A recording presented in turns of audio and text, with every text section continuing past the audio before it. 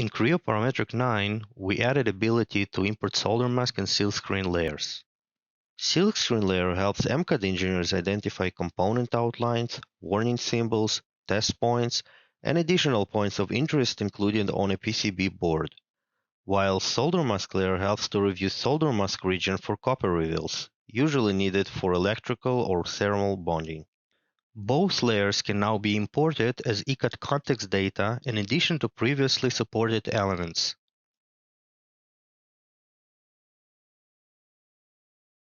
UI enhancements in the import dialog now allow to easily exclude undesired entities from import.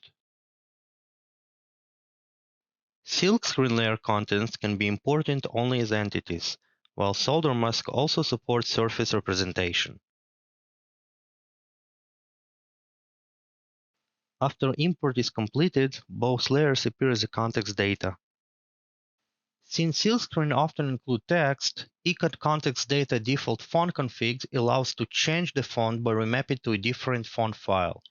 TrueType fonts are supported as well as native NDX format.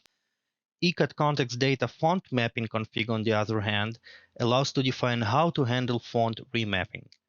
Replace all value will remap all fonts during import to the defined font in the previous config, while missing fonts only value will replace only fonts that could not be found or are undefined and leave the rest as specified in the EDA file.